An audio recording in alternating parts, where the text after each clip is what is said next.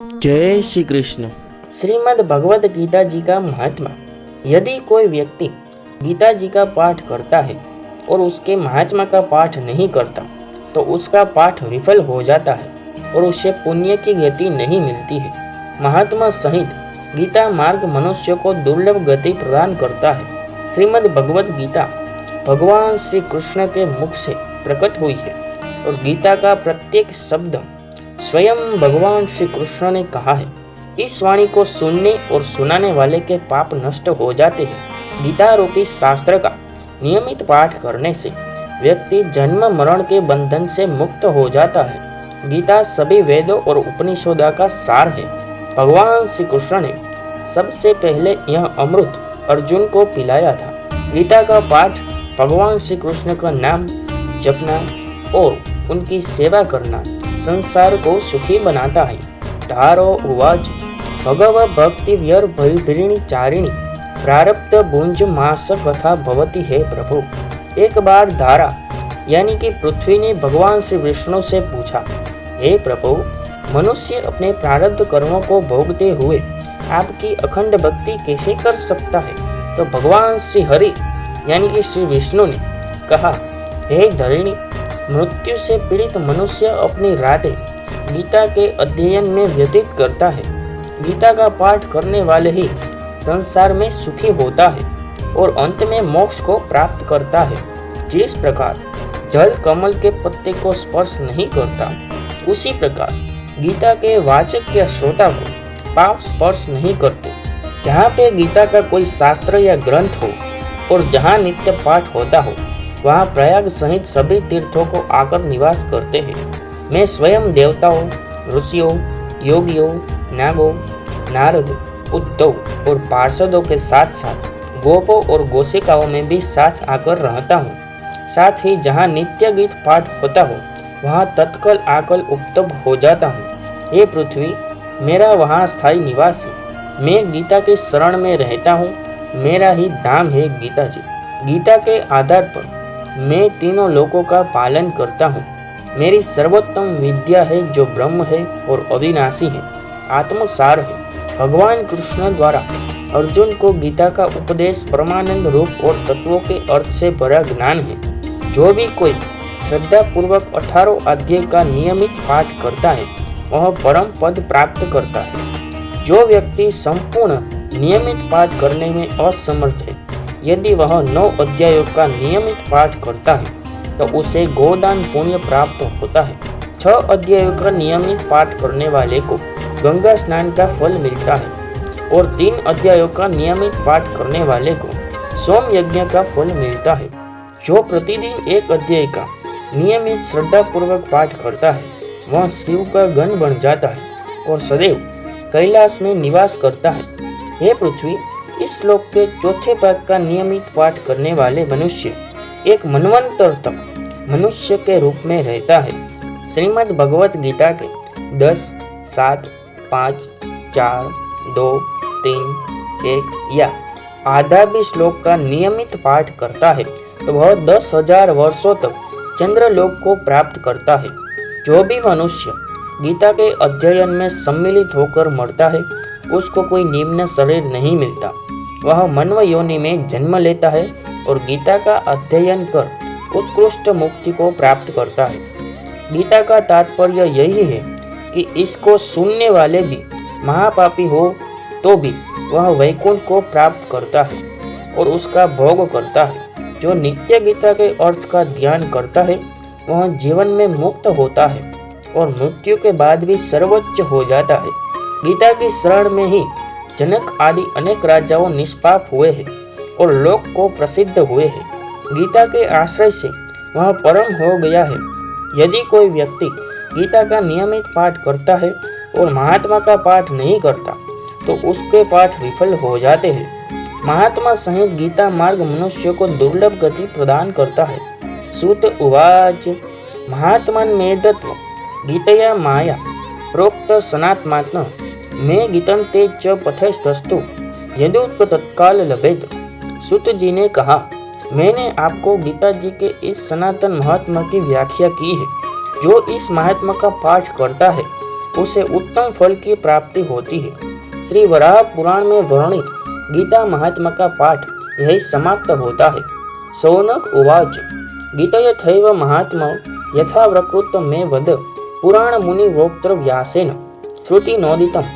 शौनक जी ने पूछा कि हे सुत जी, मुझे श्री व्यास जी द्वारा बताए गए और श्रुतियों में वर्णित गीता महात्मा का पाठ समझाओ। अब मैं आपको गीता महात्मा का पाठ श्री व्यास जी द्वारा बताया गया है वो समझाता हूँ। सूत जी बोले, हे शौनक जी, यह गीता महात्मा अत्यंत गोपनीय है, इसे पूर्णतया कोई नहीं बता सकता।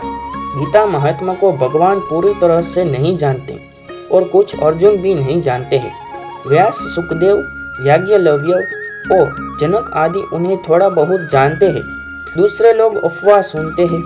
मैंने जो कुछ सुना है वह कहता हूँ। भगवान के मुख से स्वतः निकली हुई गीता का यह गायन योग्य और समस्त विद्याओं को देने वाली है। संसार सागर में तैरने के लिए गीता जैसे पात्र का आश्रय लेना पड़ता है। जो पवित्र गीता का पाठ करता है वह भय, शोक तथा पीड़ा से मुक्त हो जाता है, विष्णु पद को प्राप्त करता है। गीता के ज्ञान के बिना मोक्ष की इच्छा नादानी कहलाती है।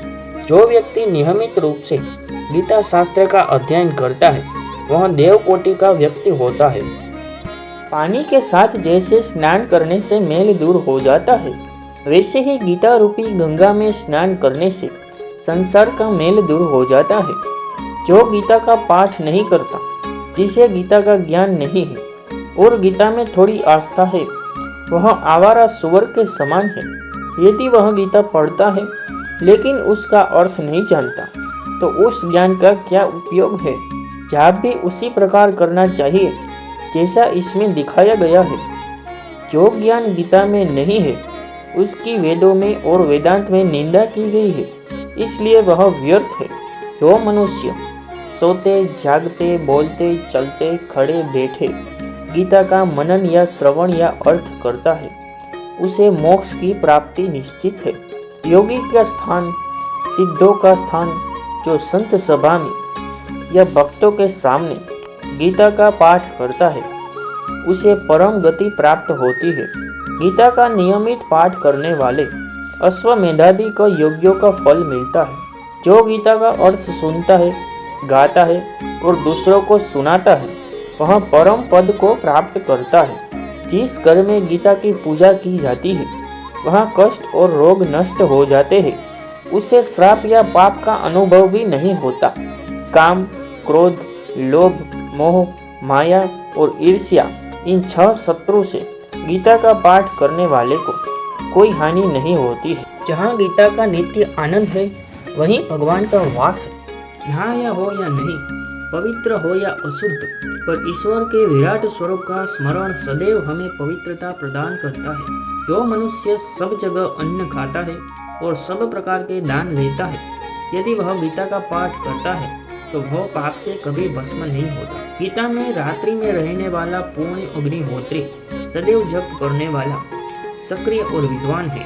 गीता का पाठ करने से पितरों भी प्रसन्न और धन्य होते हैं। श्राद्ध में पितरों के उद्देश्य से गीता का पाठ करने से पितरों तृप्त होते हैं और उन्हें आशीर्वाद मिलता है। जो गीता का पाठ करता है वह नित्य दर्शन के योग्य है। जहाँ गीता का पाठ किया जाता है वहाँ ऋषि, योगी और तीर्थ के साथ देवी देवताओं भी निवास करते हैं। एक प्रबुद्ध व्यक्ति जो भक्ति पूर्वक गीता, गंगा, गायत्री, सीता, सत्य, सरस्वती, ब्रह्म विद्या, ब्रह्मवली, त्रिसंध्या, मुक्त गेहनी, अर्धमात्र, चिदानंद, भवानी, पन्नासिनी, वेदत्रयी, परा, अनंत और तत्वमंजरी के 18 नामों का जप करता है वह परम पद को प्राप्त करता है। हर कार्य में निरंतर गीता पाठ करने से कार्य की निष्काम सिद्धि होती है। गीता को लिखकर गले, हाथ या मस्तक पर धारण करने से विघ्नों और घोर संकटों का नाश होता है। यदि कोई मनुष्य अवतार लेता है लेकिन अमृत रूपी गीता जी का श्रवण या पाठ नहीं करता तो वे अमृत का त्याग और विष का पता माना जाता है। गीता रूपी अमृत का पान लेने वाला हर व्यक्ति सुख और मोक्ष को प्राप्त करता है। जिन मनुष्यों ने गीता का ज्ञान सुना है वे अमृत है और हीरलोक को भी प्राप्त करेंगे। जनक की भांति गीता का आश्रय लेकर अनेकों ने परम प्रबोध प्राप्त किया था। गीता में ऊंच नीच का भेद नहीं है। गीता ब्रह्म स्वरूप है, अतः इसका ज्ञान सभी के लिए है। जो मनुष्य गीता के अर्थ को आदर पूर्वक सुनने में आनंद नहीं लेता है, उसे अपने न आनंद लेने के कारण कोई फल नहीं मिलता है, उसका श्रम व्यर्थ जाता है। गीता के पाठ के बाद महात्म्य का पाठ न करने वाले को भी गीता का पाठ का कोई फल नहीं मिलता है।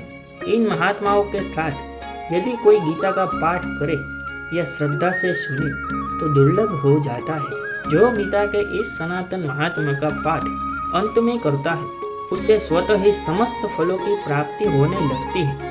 महात्मयी मेद गीता है माया प्रोक्त सनातनम गीतान्वे च भयदस्यु यदुक्त तत्काल लाभ। दूत जी कहते हैं, हे सोनक जी, जो गीता के इस सनातन महात्मा का पाठ करता है उसे ऊपर वर्णित पुण्यों की प्राप्ति होती है। श्री वराह पुराण में वर्णित गीता महात्मा की साधना यही समाप्त होती है। जय श्री कृष्ण।